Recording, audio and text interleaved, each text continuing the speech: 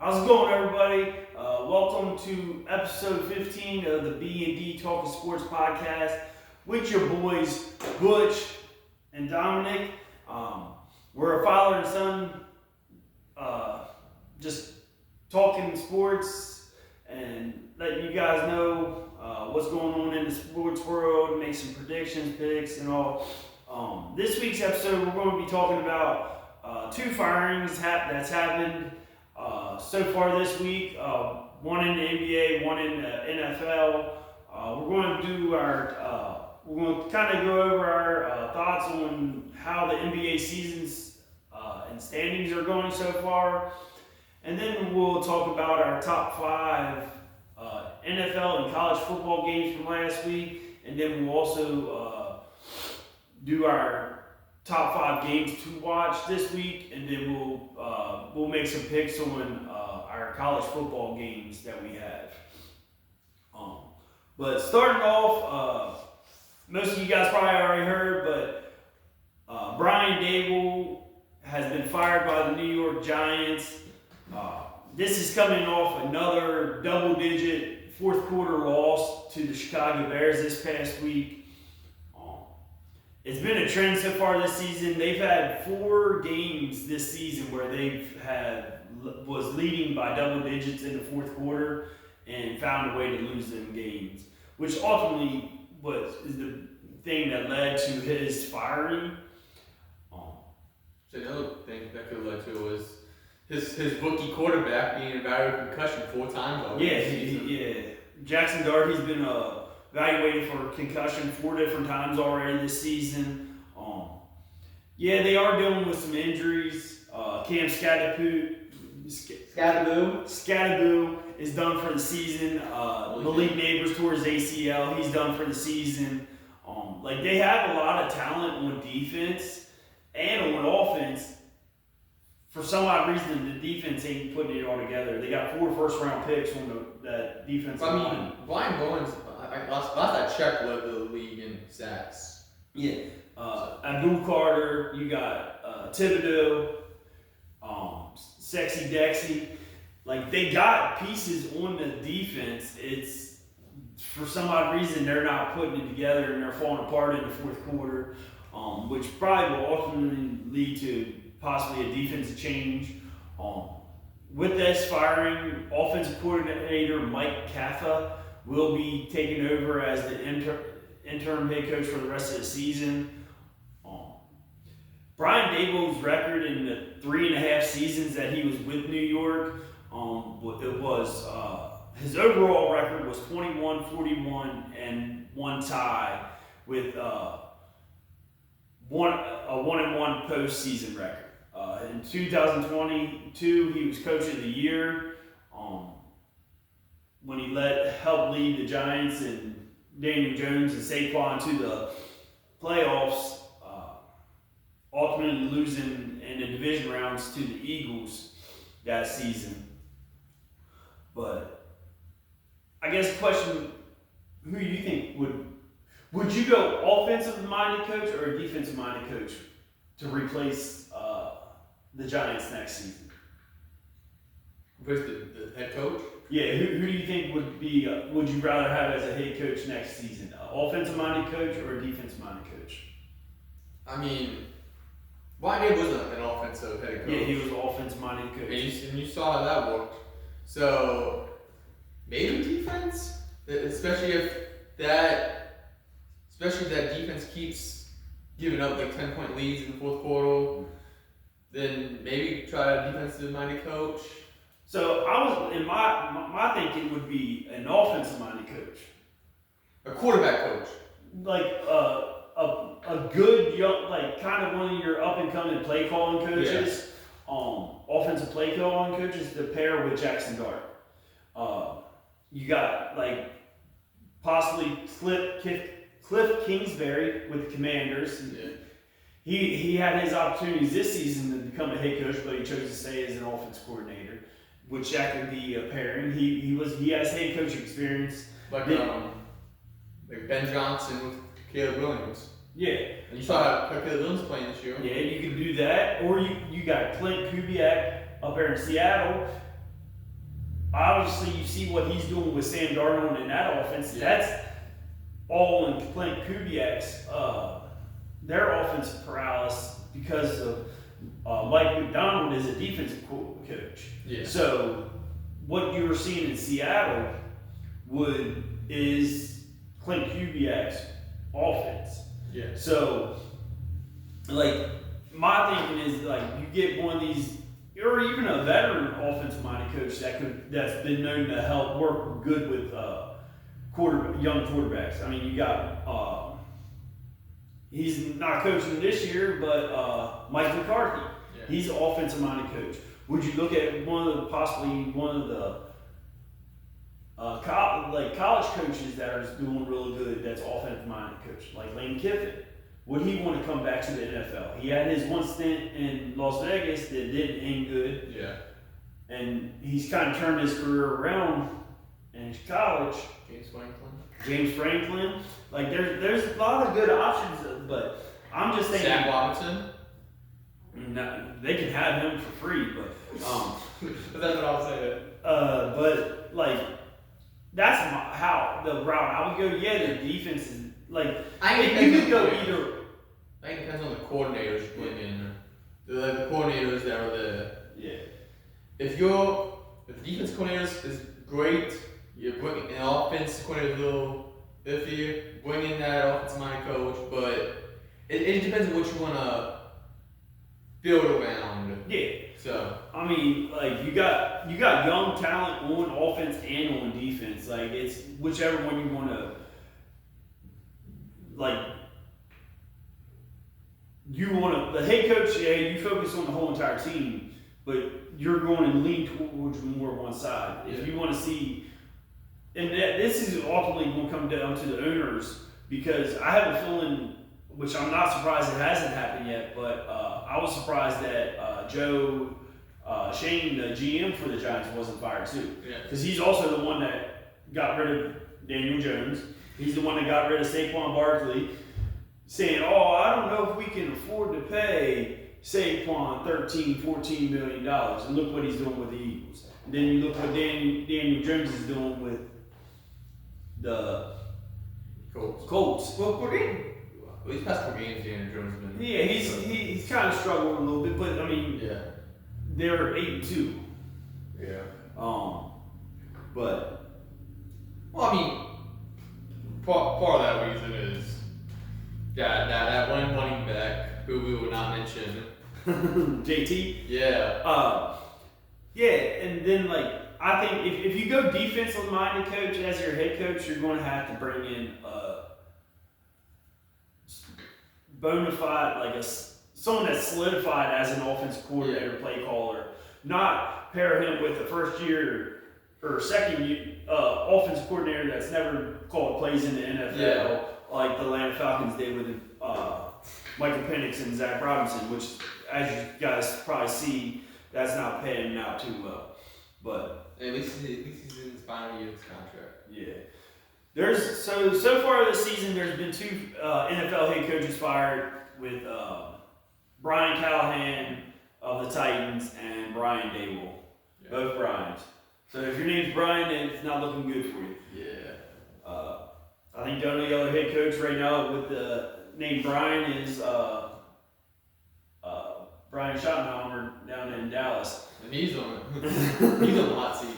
Yeah. But the other firing that's happened, it actually just happened today, Tuesday, November 11th, Veterans Day. Just get that out there. Happy Veterans Day, all veterans that served.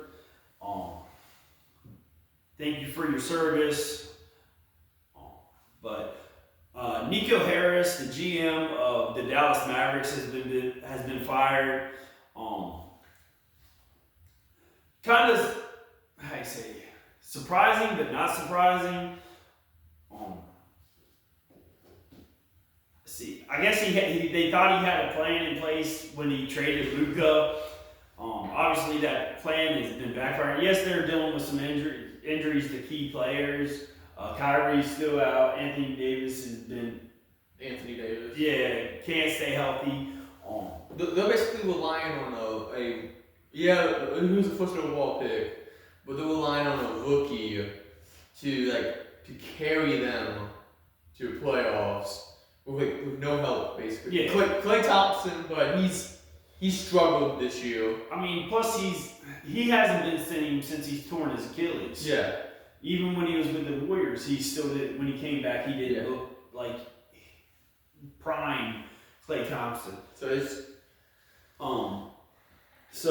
but defense wins championships for Nico Harris, and it's just, well, since they traded Luka last year, they went 16-28 with a 3-8 start this season. So it's not a great start for them going for this part of the season, and that risk, they got Cooper Flagg, which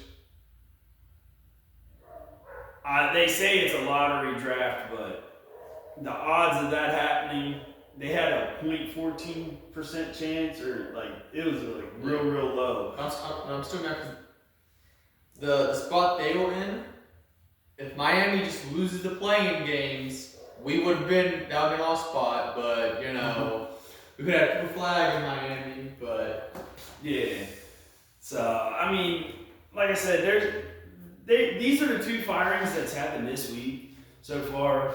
I'm sure there's more. There's going to be more firings coming, especially in the NFL. We're just waiting as Atlanta Falcons fans to hear the news break that either Zach Robinson or Raheem Morris has been fired, or both. Hopefully both. I won't talk too much about it. They played a decent game against the Colts in Germany this past weekend. Woke up early for that. Yeah, woke up at 9:30. Well, actually, early. I woke up earlier than that. He woke up at 9:30 to watch it. I woke up at 9. We'll probably talk about that a little bit more. We're talking about it. Yeah, we'll talk about it a little bit more here in a little bit. It's in top 5. But yeah, I'm just waiting for that firing to come down. I don't see Raheem Morris getting fired yet. I'm surprised they haven't made any changes to. It was wide receiver coach's fault.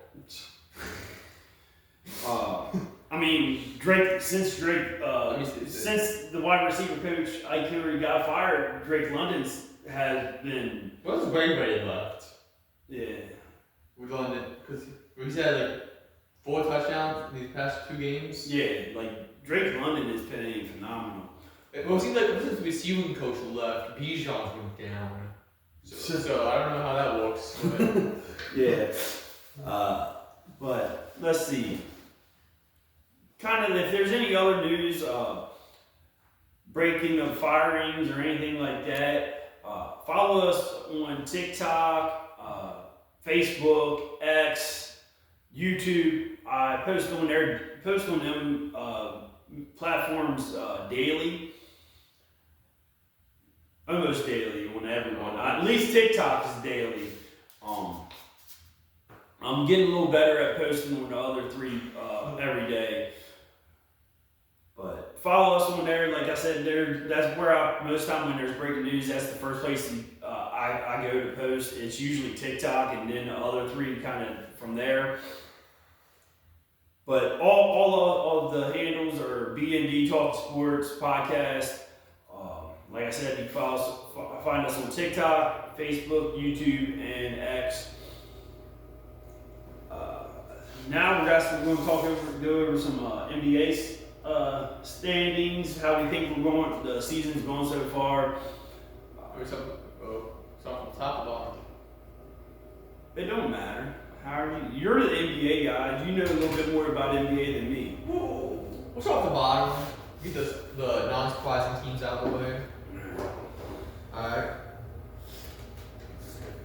I want you to be surprised. Oh. So I'm going to just read it out to you. Alright. 15th seed, the Wizards. That's not surprising. At 1-10, they've lost 9 straight. Yeah, that's not surprising at all. It's not really surprising. I mean, they had that great game yesterday against the Pistons, which went in overtime. Cade Cunningham had 46 points. I want to say on 45 shots. And I think it was 45 shots. And then CJ McCollum had 42 points that game. So for the Wizards. So 14, we got 1-9 Pacers. Yeah, well, I mean, yeah, they put on NBA Finals one last year, but they don't have Miles Turner. Yeah. He's in Milwaukee, and then Tyrese Halliburton, the All-Star, All-NBA player, is out with injury for the season. Yeah, torn Achilles that happened in Game 7. Yeah, so it's not too surprising. Yeah. So they're also on a 4-game losing streak. 13th, we have the 1-9 Brooklyn Nets, which I have an interesting fact for you. Alright. You know who leads the team in assists? Michael Porter Jr. does. Michael Porter Jr. leads the Nets in assists. That's who the Nuggets traded. Yeah. Sent to the Nets. What this is that whole joke that Michael Porter Jr. doesn't pass the ball. Every time he gets the ball, he shoots. Yeah. He leads the Nets in assists this year. Nets is like they went all out a couple years ago KD, with KD. Kyrie, Yeah, like they having that big three, but it didn't pan out for them then, and now it's just kind of like they're trying to rebuild that team from the mistakes that they made and trying to build it up. I mean, they had 5 draft picks this year. Yeah. Like 5 first rounds, I would say. But yeah, so they're on a 2-game losing streak. 12th seed, 3-7, the Hornets, which they started off like pretty good. They started off like 2-0 or something. I'm not sure. Like they need. LaMelo balling this season.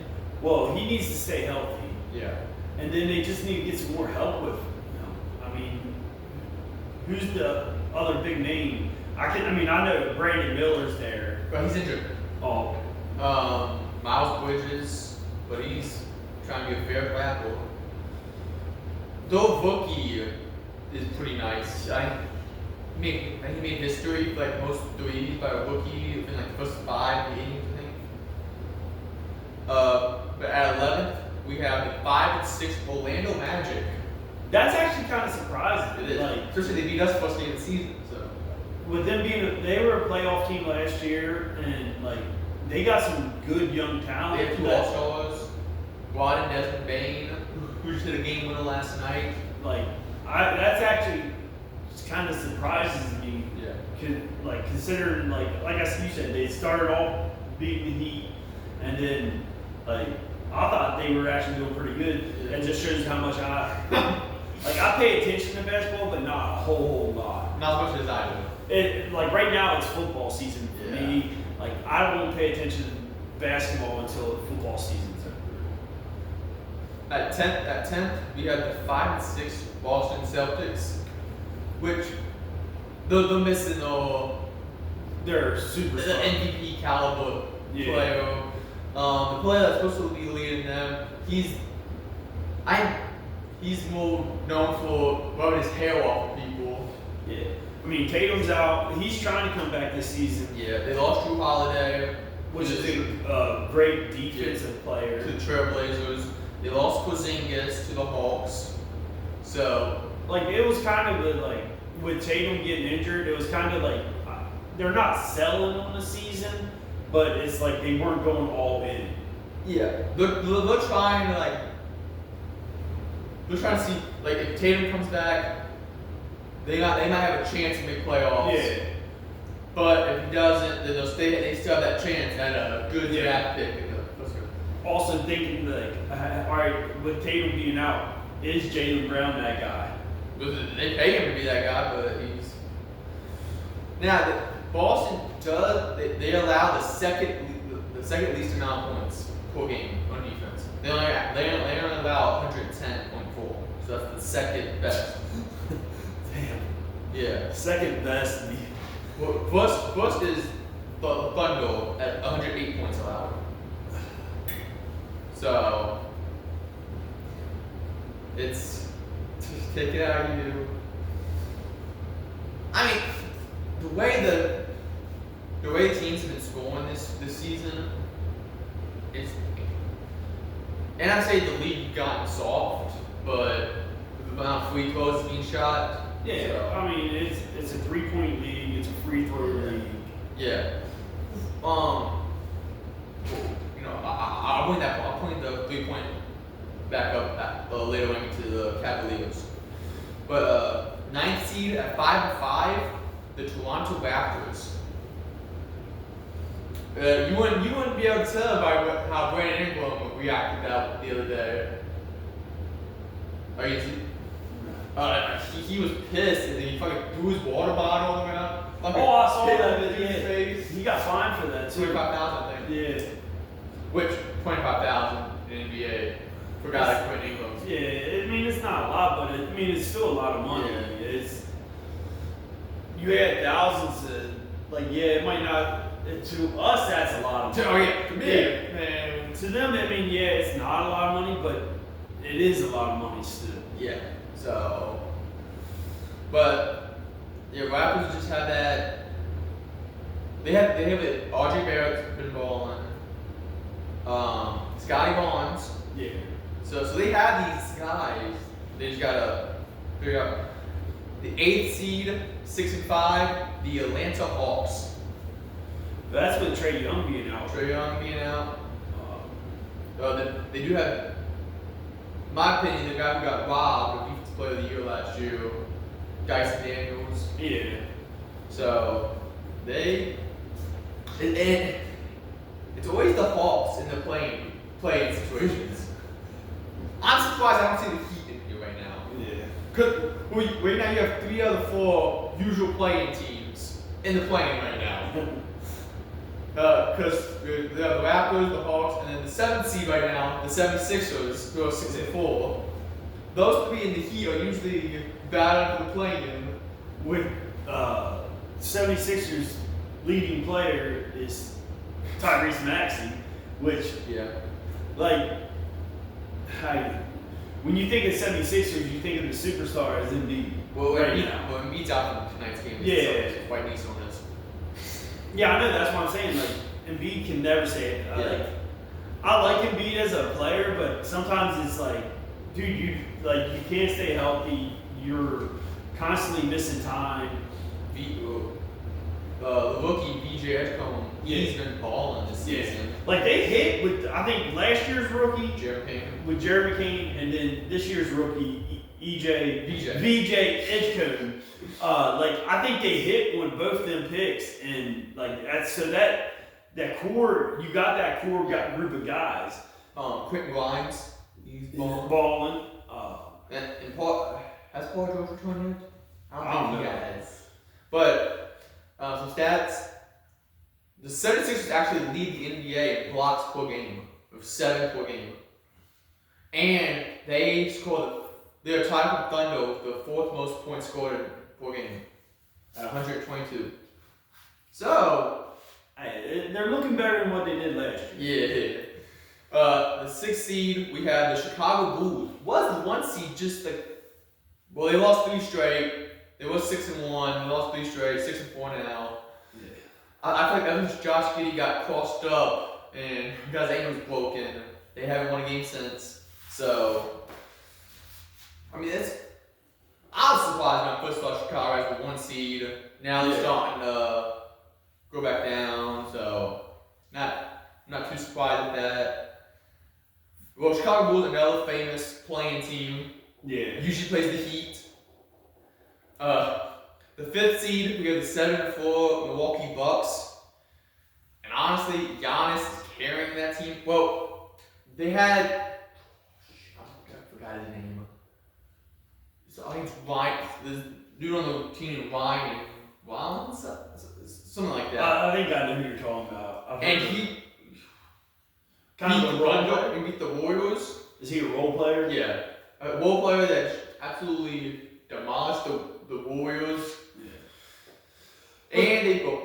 Well, sometimes with NBA, sometimes it comes down to your role players. Yeah. Your bench, like being a better setup, to help you out and all. They also shoot the fourth best at 50% per game.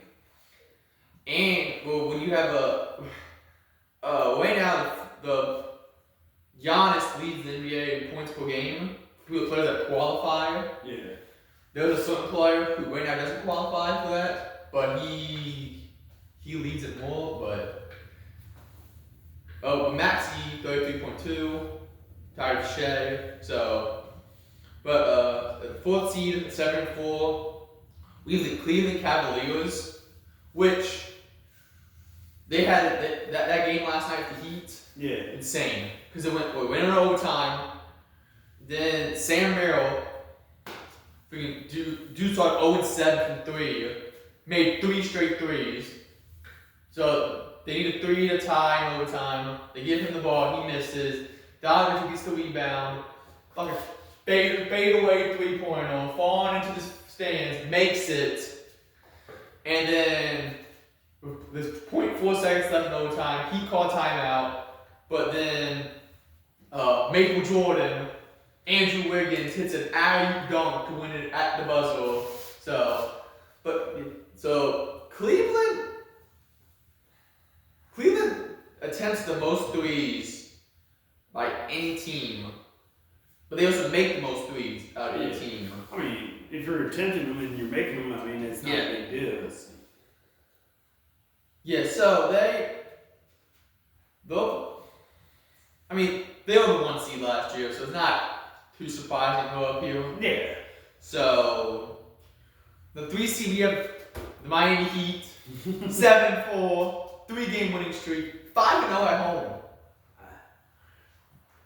I told you this before off camera, but the last time they started off 4-0 at home, they've done it twice before. 2012, they went to the NBA Finals that year and won it. Then the other time they did it was in 2019-2020 season, which they went to the NBA Finals but lost. Yeah. So, the 5-0 now, 3-game winning streak. Norman Powell is balling out. He had 33 last night against the Cavs.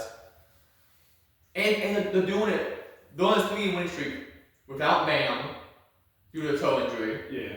They're doing it without Tyler Hero. So when they get back, this team could even perform even better. Even better. Yeah. And it's like every game it's a different player balling out. Like the one game against the Trailblazers, there's Nikola Jovic. The next is Norman Powell. So they have how deep they are. They have different weapons. Yeah. So I'm proud of that. Number 2, we have a team 6-3, the New York Knicks, on a 4-game winning streak. I mean, they kind of started the season off unhealthy. Yeah. With some injuries and stuff. So. Well, they're 6-0 at home, 0-3 away.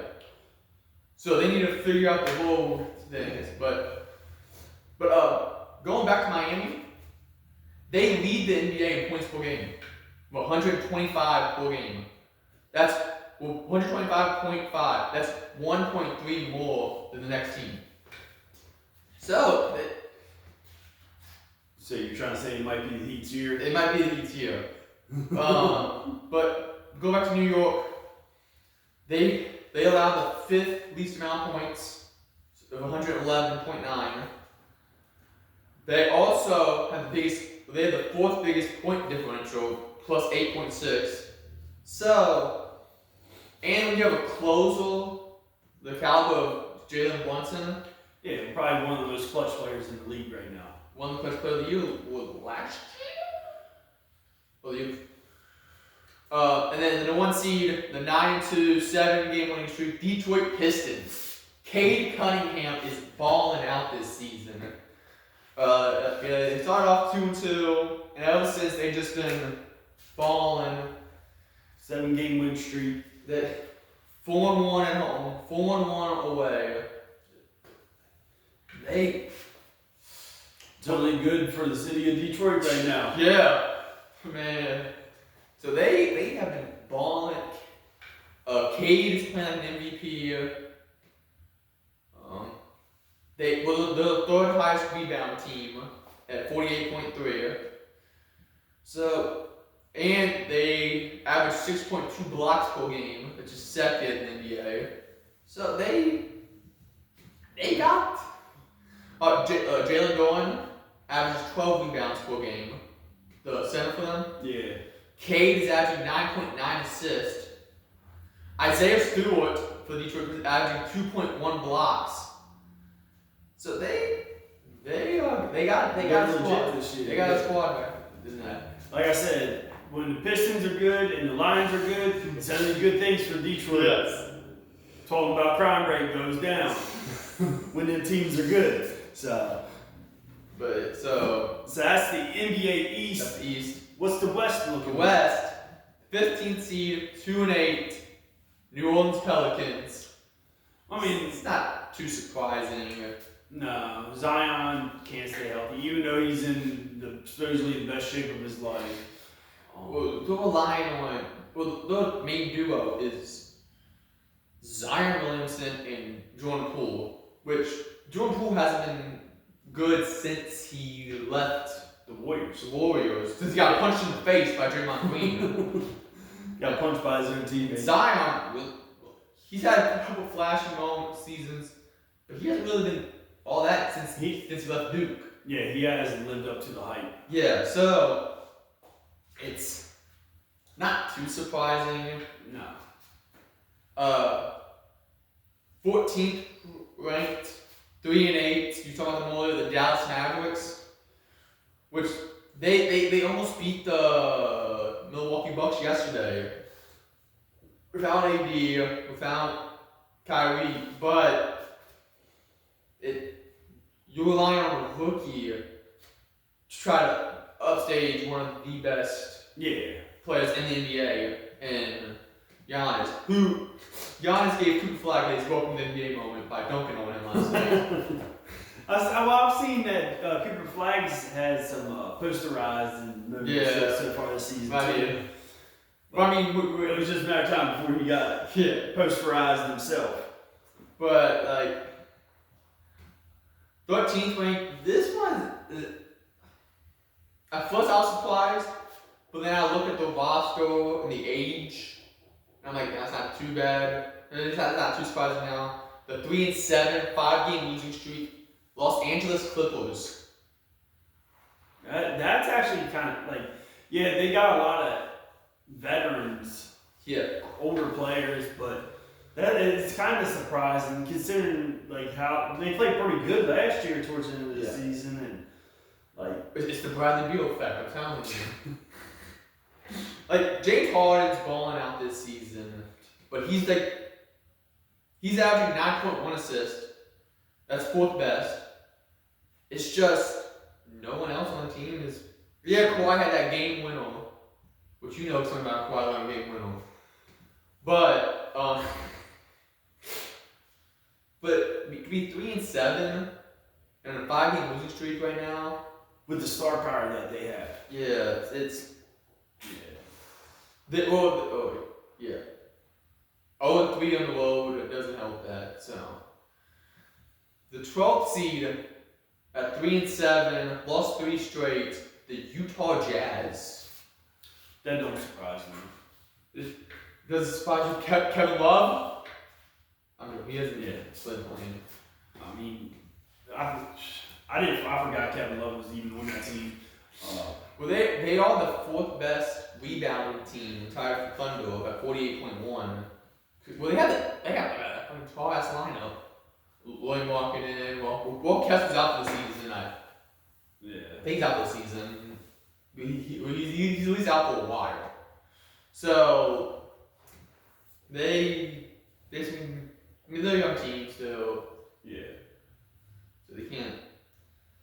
11th seed at 3-7 as well. We have the Sacramento Kings with the Zach LaVine, Sabonis, what's his face? DeMar DeRozan, Russell Westbrook signed to there. Yeah.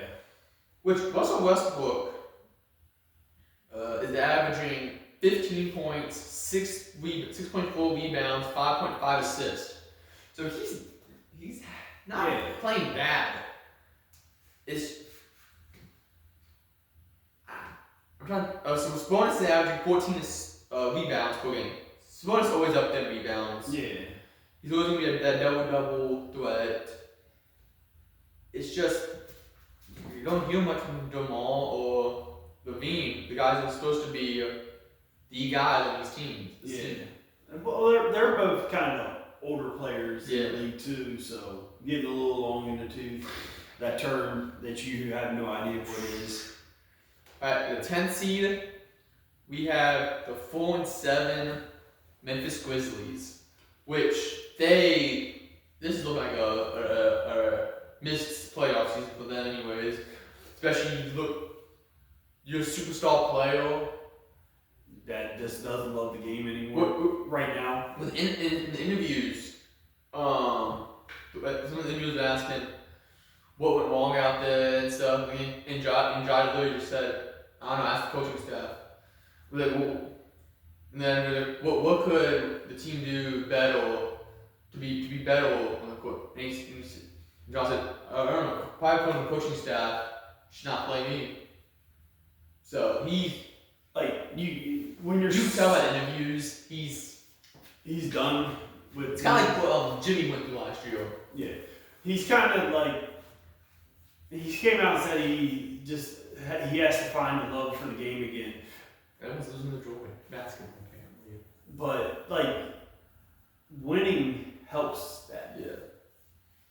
I mean, Jan Jackson Jr. is a hell of a player, but they traded Desmond Bain, so you lose like a major 3-point shooter there. Yeah. So it's kind of like the Miami Heat last year. Like, we had Bam.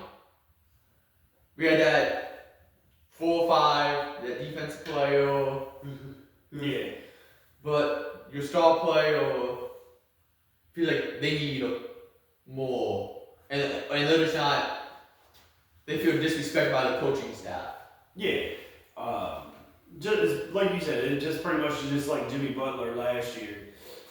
Like they're not happy in the situation that they're in. Like sometimes like things play out where you need a fresh start and like a new with a new team and just try to find that joy back, and it happens in any sport really. Sometimes that star player needs just a change of scenery. Yeah, like we talk about like the NFL all the time, like the quarterback situations. Yeah.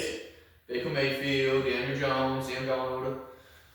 Well, I guess Jimmy Butler found his joy now because he's enjoying losing with Buddy Hield. But the 9th seed on a 2-game losing streak, at 5-5, the Portland Trailblazers. That's kind of surprises me that they're up. Yeah, they're 5. They was 5-3, and then they lost to Miami. So. And then right now Damian Lillard's out. But he could come back this season, right? Near like the end of the season. Yeah. Did that Denny Advocate? Yeah, I know who you mean. He's balling this season. Drew Holiday's playing. Drew Holiday's always going to win that veteran presence. So they have some young guys who are starting to get good. Yeah, with that veteran leadership too. So they have that good mix. Yeah, so 8th seed at 6-5, 3-game winning streak, the Phoenix Suns, which Grayson Allen. Grayson Allen had 10 threes last night for 42 points. So, and he's tied for second for most 3-pointers made in the game at 4.2. And Devin Booker was doing what he used to do. Cool, Kevin Durant was there. Cool, Chris Paul was there. That's Aaron team was kind back. of how I was saying about with the Nets earlier. They went all out with that big three, and it didn't pay off. Now it's kind of like they're in the beginning stages of where the Nets was a couple years ago, where like they can't. There's not much they can do cap wise, trade, because they don't have draft picks and stuff like that. So it's like they're kind of right in that limbo of like they need to get some better players there, but they don't have the draft capital or the funds right away to. Jalen Green is playing good. They have Dylan Brooks, so you need me to start fighting. That man's gonna be there for you. But for the 7th seed, it's tied with the Suns at 6-5. We have the Golden State Warriors. But Corey hasn't been playing these past couple games. Yeah. Due to injuries. So I hope Jimmy found his joy. I'm gonna be robbing Steph Curry's Batman. Where's Batman at, huh? Well, the 5-0 at home, 1-5 on the road. Let's see, anything else going to say what have they done? Other than Corey still leads the NBA in 3.0s per game, made 4.4, which is Steph Curry. It's not surprising. The 6th seed, we have the 7-4 3-game winning streak Timberwolves, Minnesota Timberwolves, which is not too surprising. No, because they started early in the season with Ant being out. Yeah. The injury. They are 3rd in field goal percentage per game, making 50.5% of the shots. So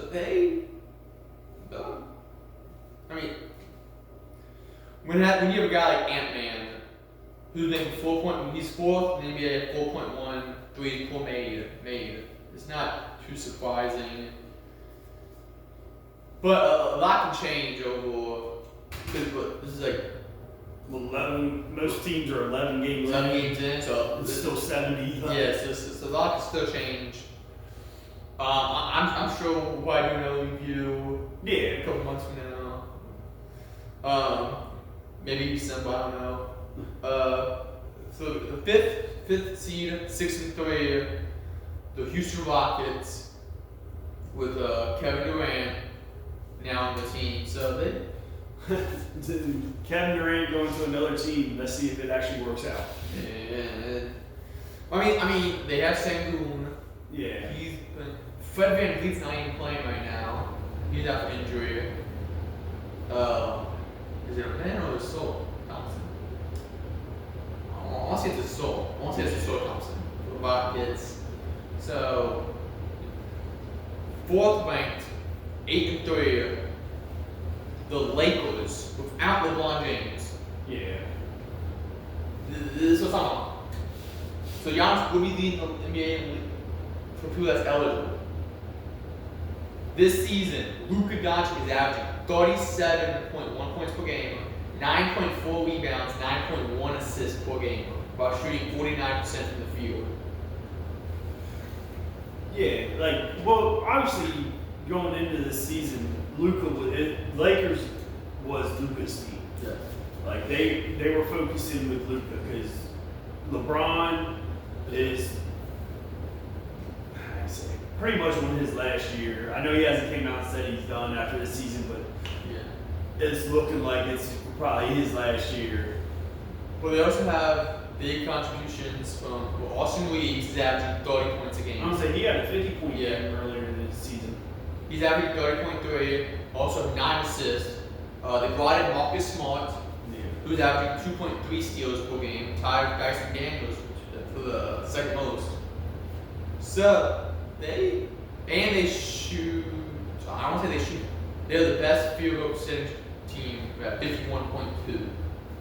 So it's not. I mean, a Luka-led team is not being top 4 is not too surprising. Yeah. Nico Harris. Yeah. Reason you would still have your job. Yeah. You wouldn't have got rid of Luka. Yeah. 3 seed, 7-2, 4-game winning streak. The Denver Nuggets. That's not surprising. With as long as Jokic is playing and is healthy, Yeah. Nuggets are going to be a team. He averaging 11 assists, which is 11.9 assists, which is number 1. He's averaging 13 rebounds, which is number 2. He's not in the top 5 for the points, but the Nuggets scored the second most points per game in the season, with 124.2. They also allowed the third least amount of points at 111. So they got that. They were the second best field goal percentage team at 50.7. They had the second best point differential at plus 13.2. So and Aaron Gordon's been balling out this season. All those stats you were saying points to wins. Yes. So it's like. So they got what? Second place, 8-2 on a 3-game winning streak is the San Antonio Spurs with Wembanyama. It doesn't surprise me because they were playing real good last year before Wembanyama went down with the blood clots and stuff. What surprised me was they was doing most of this without De'Aaron Fox. He's been injured. But I mean, you got Castle, the rookie guys, the one rookie of the year last year. You got is it Dylan Harper, the rookie that they got this year? Okay. He's playing good. So they're a young up and coming team. And Wembanyama did all that training. Yeah, went training with monks. So he's a new man. So they fourth least amount of points allowed per game at 111.3. Fifth best field goal percentage at 49.8. The fourth best blocks per game team at 5.8. They also have the fifth best point differential at plus 8. So they are balling this season. Wembanyama leads the NBA in blocks per game at 3.9. I mean, when you're 10 foot tall, I mean, it's easy to just so they're involved. And then number 1, 10-1. Not only to surprise, the OKC Thunder, the reigning MVP, the reigning Finals MVP, the reigning champion SGA. That's shocker to me. What? You know who the one loss was to this year? The team that scored more points than them. It was the Portland Trailblazers. Now that's surprising. 121 to 119. That's a battle. Yeah. SGA is averaging 33.2 points per game.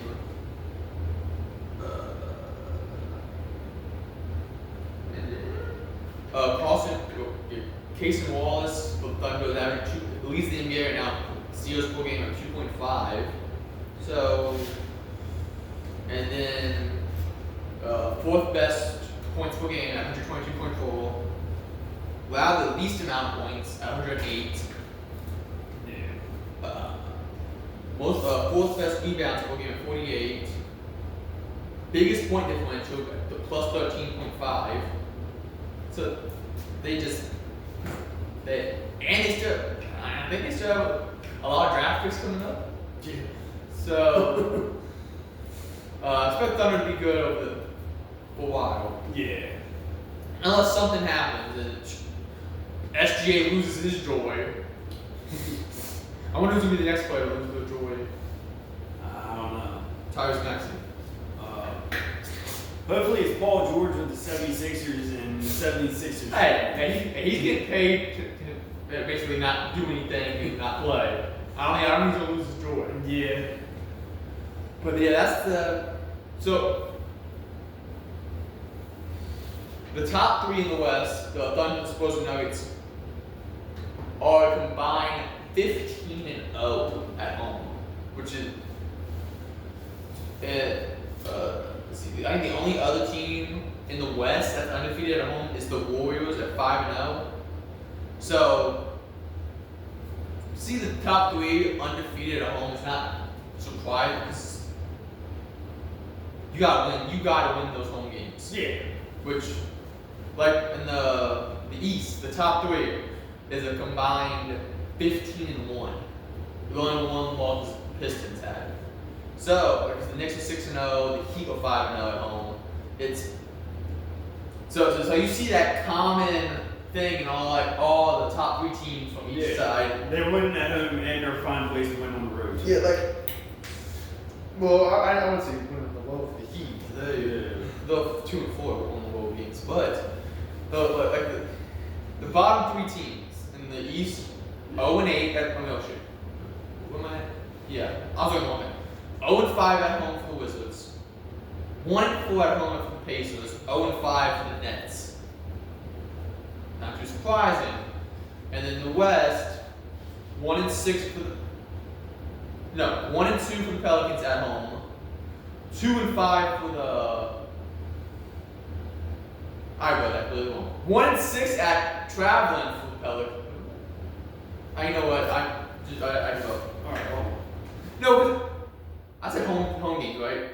Yeah. So the Pelicans are 1-2 at home, Mavericks are 2-5 at home, and Clippers 3-4 at home. Yeah. So they all have that losing record at home. Yeah. That signifies a team struggling. Yeah. And the hottest team in the NBA right now, the Detroit Pistons, on that 7-game winning streak. And the coldest team in the league right now is also in the East, the 9-game losing streak of the Wizards. So it's not too surprising. Yeah, there's some surprising teams on here. Like there's some surprising teams up there. Some like for the West. What's the most surprising team for you? I would say it's the Trailblazers. So Being at 500, like kind of middle of the pack. So who surprised you being who surprised you this Trailblazers have surprised you this season in the West? Players? No, a team that surprised you for overachieving this season so far in the West. I have my answer. I think it would be. It'd either be the Suns or the Trailblazers. I would say Suns. Now, biggest disappointment in the West is Clippers. And then for the East, biggest surprise to me. Is it bad to say Miami Heat? Nah. Like when you look besides Bam and Tyler Hero, like there's no. I mean, no Powell made All-Star last year, but like there's no real big name. There's no superstar on that team. Like so, they got rid. Like it's just. They brought in all these good They got rid of a great player in Jimmy. They brought in all these good players. Yeah. But all these good players are the power friendship. Yeah. And Jaime Jaquez remember how to play basketball this season. Well, it's also like Miami's have kind of always been that team that, well, at least the past couple years, they've always had those lesser known players. Like they're not star-studded players, but they have a lot of depth that keeps them winning. Like, you know what I'm saying? Yeah. There was one player, when we got him, I'm like, who the fuck is this guy? But he surprised me this year. Simone Fontier, averaging 11.4 points, 2.5 rebounds, off the bench. So it's not. Yeah, like a depth role player. And we gave up Duncan Robinson. We gave him Duncan Robinson for that. So I'm not too mad. Yeah. But the biggest so are you saying Heat too, or? Yeah, I would go with Heat because like I said, they're usually right in the middle of the pack, with not having a lot of star playing. Yeah. Now, biggest disappointment, and I want to say Magic. That's one I was just looking at. Because Pacers have been bad, but they have a reason for being bad. Yeah. They're missing the big pieces. So, but they were, the Pacers, you had your key, you could actually say that it is a kind of a disappointment too. Pacers, because, they had Halliburton last year, they had Miles Turner, but they relied on their role players and depth players. Yeah, and Pascal Siakam is, you still have Pascal Siakam, so. So it's kind of Halliburton's out. Yes, Miles Turner is with the Bucks now. Yeah. There are two pieces that you lost, but you kept most of your depth players and your role players. You should still be able to be performing. I told you back then.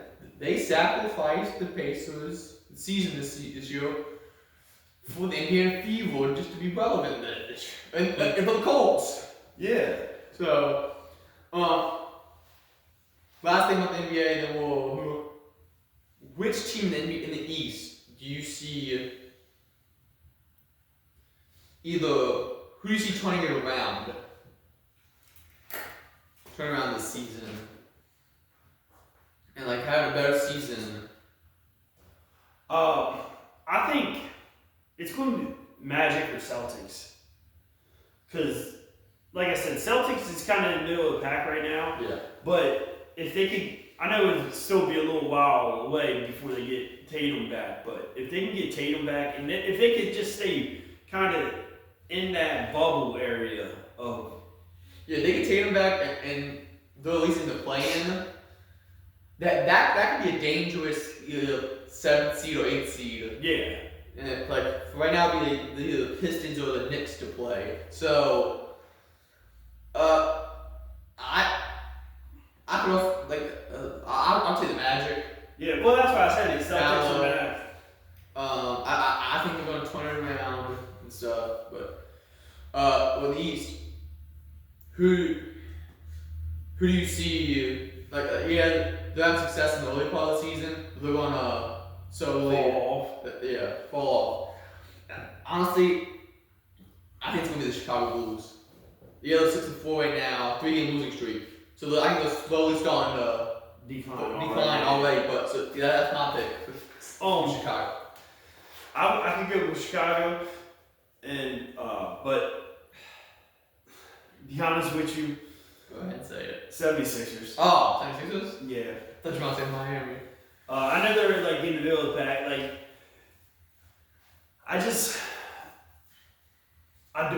I don't have much faith in them to stay healthy. Yeah.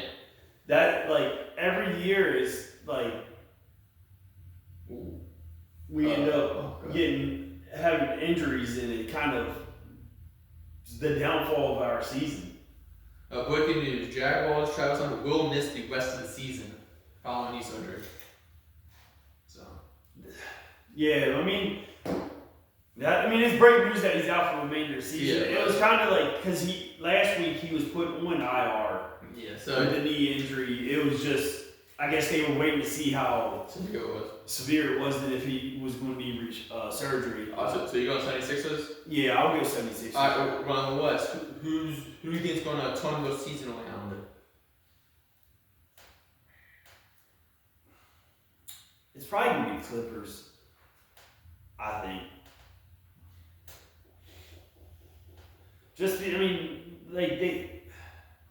You got Kawhi, you got Bradley Beal, you got James Harden, you got superstar named players. I can see them turning it around. Because is it bad that I could either. Or even the Mavericks. Yeah, that's what I was saying. Mavericks, because get AD back. Kyrie's expected back this season, right? Yeah, Kyrie's expected. Yeah, so they get them back, pay for that. It's my other choice, but it's not really turning around. The 7th seed Warriors gonna get Corey back. Yeah. So, but Tina Ian's gonna fall off. I mean, probably the 8th seed Suns. Yeah, that's one I was looking at. Maybe, Or the Trailblazers. Well, you see the 500s, you can't really say those. The Thunder's gonna fall off. Miss the playoffs. Yeah. I'm kidding. Like, unless Shea breaks his leg or something. yeah, like all hell would have to break loose for that to happen. I think Thunder is safe. Spurs probably safe unless something happens when beyond. Yeah. Nuggets are safe unless something happens to Jokic. Lakers, I think they're only gonna get better when LeBron comes back. Rockets, you never. I think even if KD goes down, I think they have that same goon. And so, Yeah, they still got players. yeah, so I think they're gonna say Timberwolves. I mean, Ant goes down, they'll have to rely on Julius Randle and Rudy Gobert. So it's not. Warriors, and they're playing most of the last week without Corey. So I think they're only going to get better when Corey gets back. And if something happens at Booker, the Suns are just done. Yeah. So I think Suns with my pick. Yeah. Trailblazers, I mean, they're slowly starting to wander back down. Grizzlies, they're going to eventually end up losing Ja or something. Yeah. So that's going to be. And then, yeah. All right. Now, we're going to go over our top 5 games of the week from last week. I'll go over 5 college football games, give you a little break of I'm good. talking. I'm good now. All right. I think my top 5 games from last week, we'll go with Cal versus Louisville, with Louisville getting the W. Cal got the W. Yeah, Cal won that game in overtime, 29-26. What took me an upset? Yeah, I guess it would be an upset to be winning. Yeah, because Louisville was ranked. So Going into that game, the ACC is wide open. yes. There's like a couple teams, like Georgia Tech is the front runner. Yeah, Georgia Tech. Miami's still going to be there but they're on a 2-game losing streak. I mean, yeah, right now. Oh, God damn. Yeah, so Georgia Tech, Virginia, Pitt, and SMU, Pitt got Notre Dame this week, which is college game day is going to. Yeah, but Pitt's on a 5-game winning streak. They look. I hate saying this. They look pretty good. They look pretty good. Yeah. So I think right now, I'm not counting Duke, but I think it's maybe a 14 race between Georgia Tech, Virginia, and Pitt, and SMU. Yeah. So it's a big one for Pitt this week. yeah, Pitt with Notre Dame. Well, even if they lose, it's not a conference loss. Yeah. So they'll still be 5-1 in the conference. Then my next game of the week from last week was Auburn versus Vanderbilt. Auburn might be like the best 6-loss team. Yeah, and that's what I'm saying. Like they've been in so many close battles, and it just hasn't went their way. Yeah, they're 4-6 right now. But if you flip some of them one-score games, they could be ranked. They'll be up there ranked and stuff. So but losing those close games is kind of what pushed their head coach out the door. Yeah. With the firing. But they lost in overtime, 45-38 to Vanderbilt. Vanderbilt has been looking good these past couple weeks. They've looked pretty good all season. But But they've also had those couple games where the last week Texas, they shit the bed. Yeah, and then Alabama. Yeah, Alabama, and then the past week against Auburn, they were losing for most of that game. Yeah. And then they woke up, I guess. Yeah. Next one is Duke versus UConn. With UConn winning 37-34. And Huskies. Yeah. Like those 7-3. So look how cool they ain't just a basketball school. Yeah. But it like with UConn, like it's things about them is they're independent. Yeah, they have no conference championship. So they can't get that 12th seed, be like that 12th seed. Yeah. So I think a lot of playoffs already. Yeah. But if they were in the conference, they would have a possibility. They would have a possibility. Yeah. So like Kentucky State has a chance right now. It's 7-2. Yeah. I'm no conference player.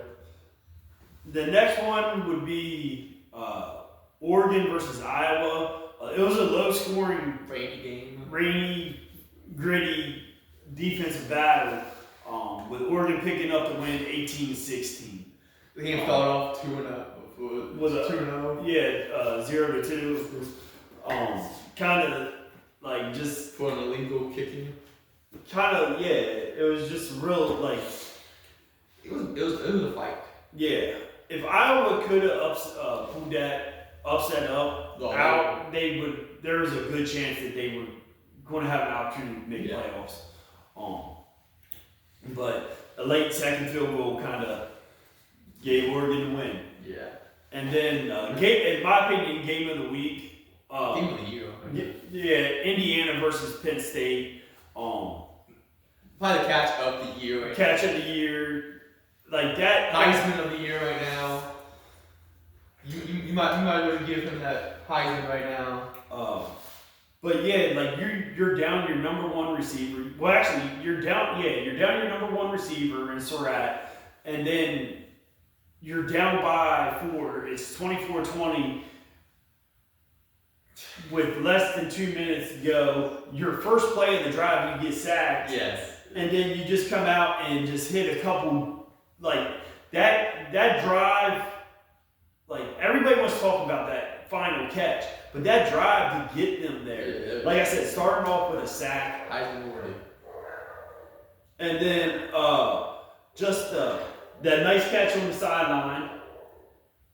I mean, even the toe tap in the end zone for the touch game. I thought it was incomplete at first. Like that shit. I thought so too. I mean, they could. That was third down, so they would have had a fourth down play. Oh, if I was a left, I would have been fired already. Yeah, like the ability to be locked in on that the foot, like see if he's in bounds and try to make sure he still has possession of the ball. Yeah, like we shit on the refs, but they have a tough job. Yeah. So, and like that, like when. Like, people are quick to point out when the refs have a bad game, but when a ref does something good, nobody ever wants to talk about it. That ref was in a bad position to start off with, like, in the play.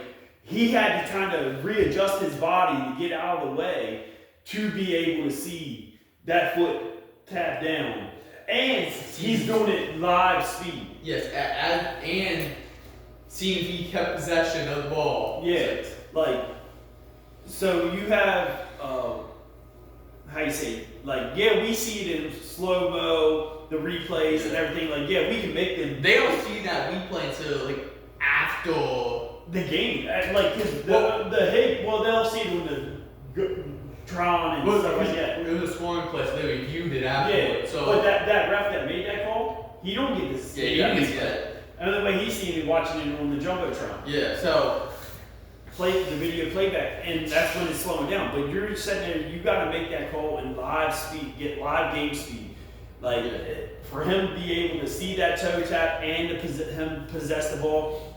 Yeah, it's like some of the refs, like if they'll call it a fumble on the play, and then they'll go back and watch and review. Because they know they can have that. They can have it changed. Yeah. But so if it is a fumble, they know who has possession. Yep. So once you blow it dead, it's that you can't review who Yeah. recovered it. You can't I'm a coach. I'm still going to get out the refs. Yeah. During the games, but I honestly didn't understand how hard they had it until that cat Johnson. Yeah. Cause I'm like, because he called that right on the spot touchdown. Yeah. I'm like there was no hesitation. yeah, I'm like, oh shit. Yeah. But so that was crazy. So you want to go over your games? Yeah, like top 5 games of the week from week 10. Fifth place, I had the Ravens beating the Vikings 27-19, which in my last video I had them at 5th place. So, well, figured as fuck.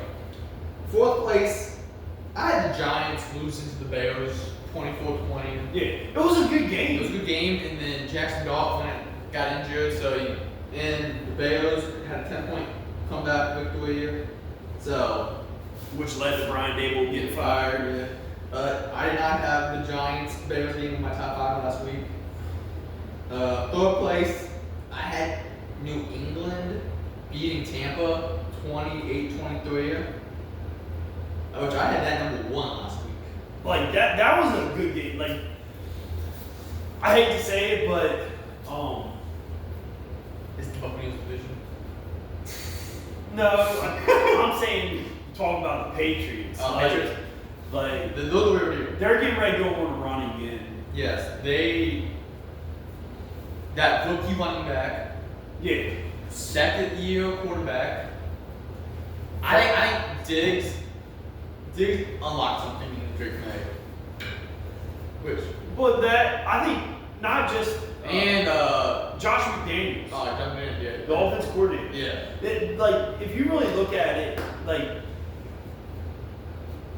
you might not think it, but a coordinator or a coach plays a very key role in player development and the success and downfall of players. Like if you have a great coach, more likely the players are going to succeed. If you're not having good coaching, they're going to struggle. But so number 2, I had the Jaguars choking that lead against the Texans, 36-29. Yeah. With David Mills at quarterback. Davis Mills, like that was that game. I had it originally in my top 5, then I scratched it down from last week because C.J. Stroud was out. Yeah. So I'm like, oh, Jaguars going to go in there, maybe beat them. So I didn't have it. But then number 1, I have the game in Germany. Colts beat the Falcons 31-25 in overtime. Yeah. Jonathan Taylor. Actually, that's my question to you. Is Jonathan Taylor having a better season this year than Saquon did last year? Yes. So do you think Jonathan Taylor deserves that MVP more than Saquon did last year? Yeah. All right. So this is going to be a little bit probably before your time.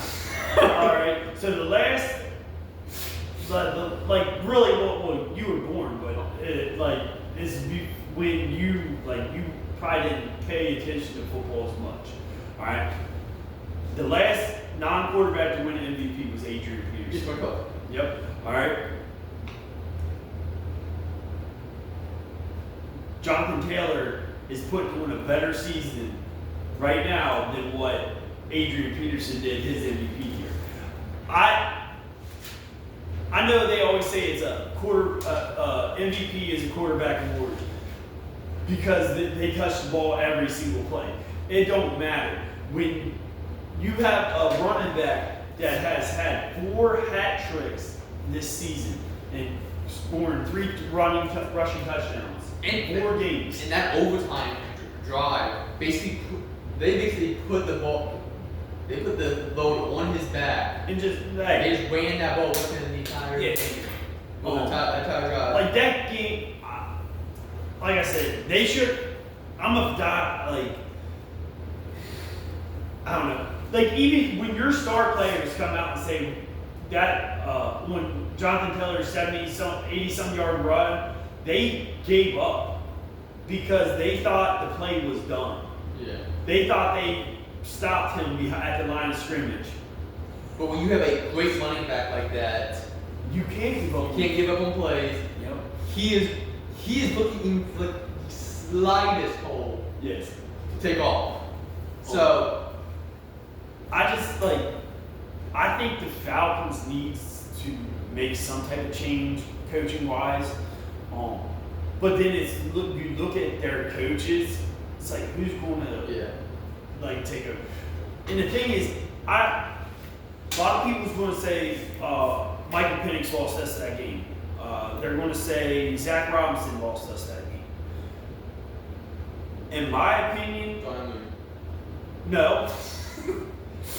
It's going to come down to a unit. Running back? No. It was the special teams unit. Oh, yeah. The special teams unit played horrendous that whole entire game, giving up long returns, giving the whole short field. Like, yeah, our defense did. Jonathan Taylor ran all over. Yes. But we had 7 sacks. We had. Defense. We forced like 4 fumbles. Yeah, we forced 4 fumbles. Had a interception. Interception. But it's hard for defense because when you do a turnover, a pick or something, or a fumble, and then the offense goes 3 and out. Yeah, like you have to go back out there, and then so you say you can stop. The offense goes 3 and out again. It's like, in my opinion, like there has to be some type of coaching change on the Falcons if they want to turn the season around. And like go back to like the special teams thing. Our defense has started. They started that game bad field position basically the entire time, and only they only allow like 25 in the full quarters, with all that bad field position that you had. It's not like, and the time management. Time management. That's my big, like, during the game we was watching. At the end of the first half, you sack, like, it's 3rd and long. You sack it. Call a timeout. Yeah. Like, you had 2 timeouts at that time. Or we had 1 timeout at the end of the half. But either way, you have a timeout. You call it. You can save 20 to 30 seconds of game time. We get the ball back, and then you just... He did the same at the end of the fourth. At the end of the fourth quarter, yeah. He had timeouts that he could have used. Bad clock management. Like, that's when the head coach. And then, I'm not going to put all the blame on Zach Robinson's play calling. Michael Penix got to perform. He needs to throw better. He needs to be more consistent. Darnell Mooney needs to catch the damn ball. Yeah. Like, that final drive, you forced the ball 3 different times to Mooney. 1 was a drop and 2 were just overthrows. Yeah. I'm not an NFL quarterback, but yes, Drake London had Sauce Gardner when it most of the game. But that's still your main guy. Even Pitts is a more reliable option than Mooney. Yes. No, we're gonna throw it up for fucking Casey Washington. David Seal. David Seal's hit on that 3rd down. Yeah, it's just like, hell, give it to your most consistent player this year, Algier. Like, he's been the only consistent one. Yeah. Honestly, he's been more consistent than Bijan has been this year. Yeah. Like, Bijan started off hot, but these last 2 games is like, because they're trying to win that outside zone, like stretch thing with Bijan. They know what we're running. Yeah. Algiel, they give him the ball and he just goes straight downhill. Yep, he's a bruiser. Yeah, and he's going. So I'm gonna miss it next year. So, all right, you want to do your top 5 games for this week? Yeah, I guess so. All right. Well, I have a tie for 5th place. One, the Chargers at Jacksonville. Yeah. 7-3 was 5-4. But I also have the Bears at Minnesota. That could be a good game. Yeah, because Gilligan's gone up. Justin Jeff's honestly been like the biggest disappointment receiver this year. Yeah. Because he hasn't. But 4th place, I have the Chiefs at Denver. That's going to show you Who won? Because it's 5-4. Yeah, 5-4 versus 8-2. Yeah. It will be like the passing of the torch. Because the Chiefs are the 3rd ranked team in their own division right now. Yeah. 3rd place, I have Tampa at Buffalo. 6-3 with 6-3. Buffalo's going to want to turn that Yes. after losing to the Dolphins. Josh Allen going. 2nd place, I have Sunday Night Football. Lions at Philadelphia. Yes. 6-3 with 7-2. In my opinion, the game of the week. The 7-2 Seahawks at the 7-2 Rams. Yeah. I mean, that's gonna be Like right there, those your top 2 games. That's 4.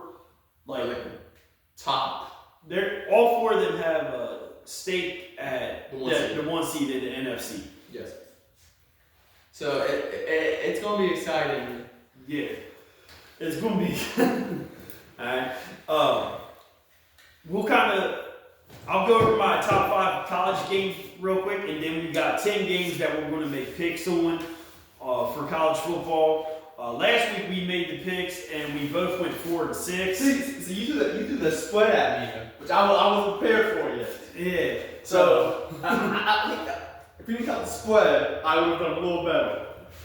But my top 5 games to watch this week is the 6-3 University of Arizona traveling to ranked 22 University of Cincinnati, coming in at 7-2.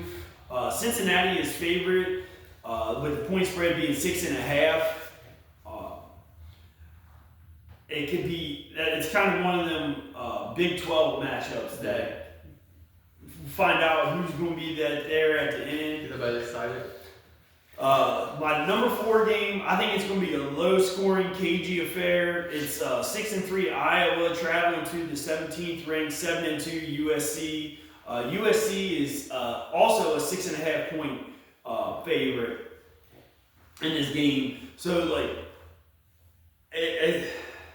USC has had some good games this year, and then they also kind of struggled. Yeah. Iowa's playing really good. Almost beat Oregon last week. Yeah, almost beat Oregon. So they can hang with the big dogs. Yeah. Then the next game would be the 10th ranked 7-2 Texas Longhorns traveling to the 5th ranked 8-1 Georgia Bulldogs. Georgia's a 6.5 point favorite. That When the competition is that. yeah. So I like that game can because Texas has kind of quietly turned it around. Yeah. There was so much hype at the beginning of the season. They didn't come out looking good, but it's kind of like they've just been. Oshman is looking good. Yeah. So. But then you got Georgia, Georgia's on a 5-game winning streak. Texas on a 4-game winning streak. So they both are. which I think is going to be really good. That could be really a top game to watch of the week. My top 3 are all ranked versus ranked. Interchangeable. Yeah, interchangeable.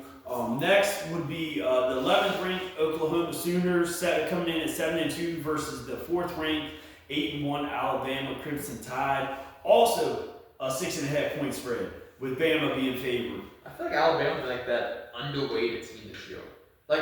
Because when people talk about all these teams, they talk about the Ohio States, the Indiana, Well, you don't really hear much about Alabama. this year you don't because They lost that first game to Florida State. yep. And Ever since they look 8-0. Florida State is not who they Yes. were when they beat Bama at the beginning of the season. So it's like they're quietly.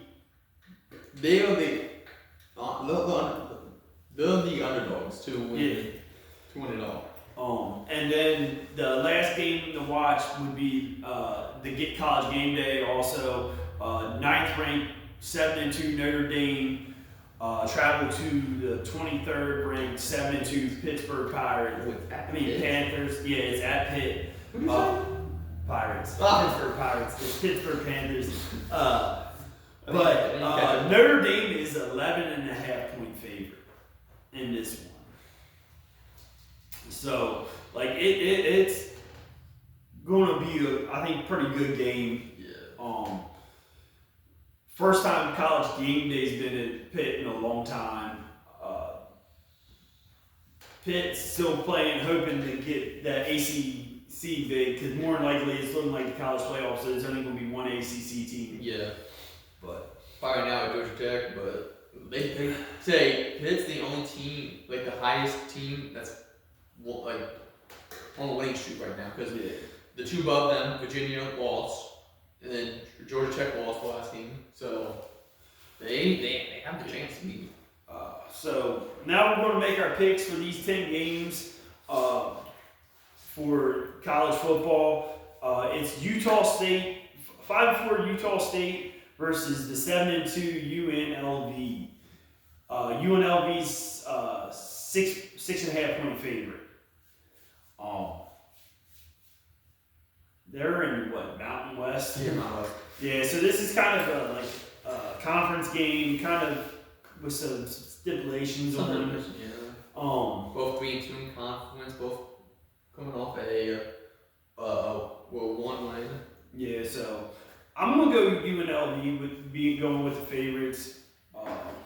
I'm going UNLV because Utah State hasn't won a game on the road yet. Yeah. So they're 0-4 away, but 5-0 at home. Wait. You said it's 6-4 or 5-4?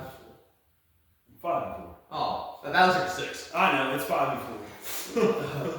Alright.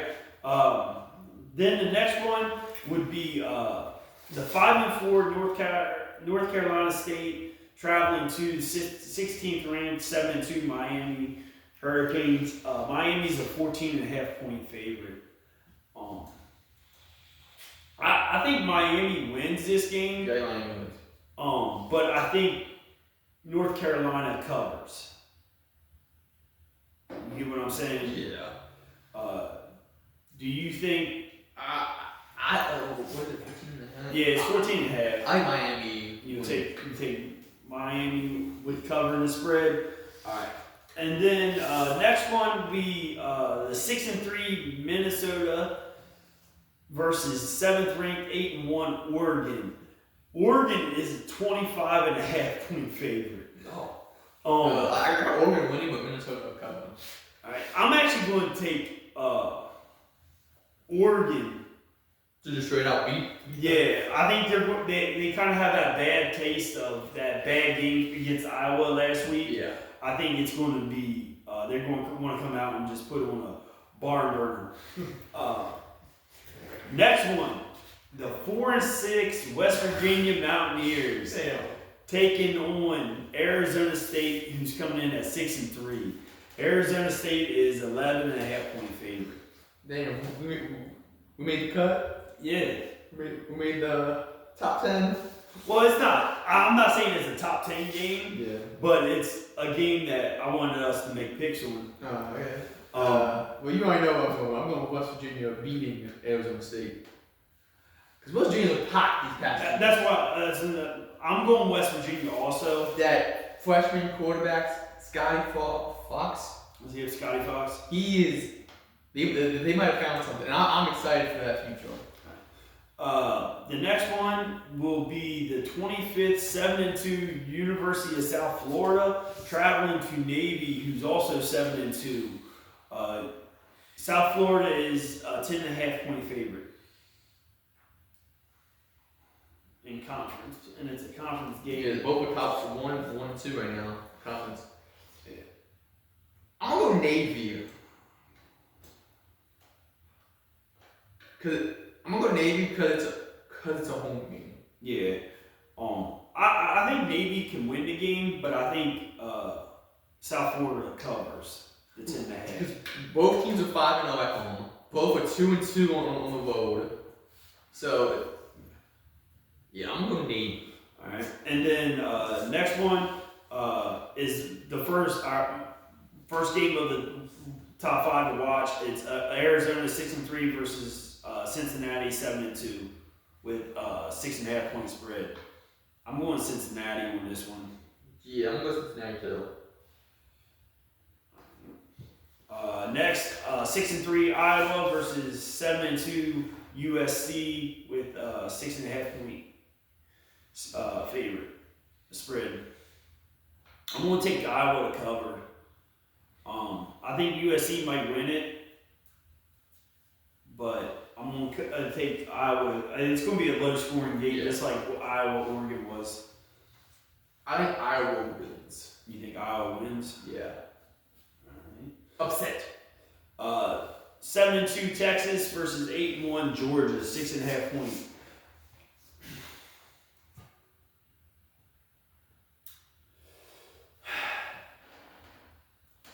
You want me to go first or you go first? I had opted. I'm gonna go Georgia. You want to go Georgia? Yep.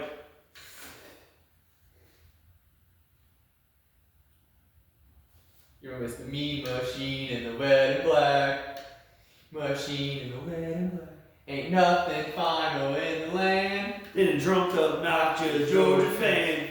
Go dogs. Go Dogs. Go dogs. Go Dogs. Give me Texas. You had to pull your Pat McAfee impression. I did. Alright. 11th ranked 7-2 Oklahoma traveling to 4th ranked 8-1 Alabama. Bama with a 6.5 point spread. We both taking Bama on this one. They even play underrated. The underrated team. Yeah. And Oklahoma, I don't know. I just haven't. Like, they started off really, really good. They had a great defense, but ever since John Mateer got I just injured. haven't seen about them. Yeah. So. Damn. Alright, and then the last game we're going to make a pick for is 7-2 Notre Dame traveling to 7-2 Pittsburgh with a Notre Dame 11.5 point favorite. I'm going Notre Dame. Notre Dame? Yeah. You get it? No. Oh, Jeremiah Love. But Because eat shit, bitch. Yep. So that's our picks for this week, our games to watch. Like I said, make sure you follow us on YouTube, TikTok, X, Facebook. Like I said, I post daily on them. We do a podcast once a week. Usually, we're going to try to start doing it every Tuesday and have it posted Tuesday evening. But like, subscribe, follow, comment on anything. Other than that, have a great week and enjoy some football the rest of the week. Enjoy some basketball. Hey, even if you want to watch some hockey, enjoy hockey. Hockey's going on. All right, other than that, we'll see you guys next week. Peace out. I'll try to see what the games are today.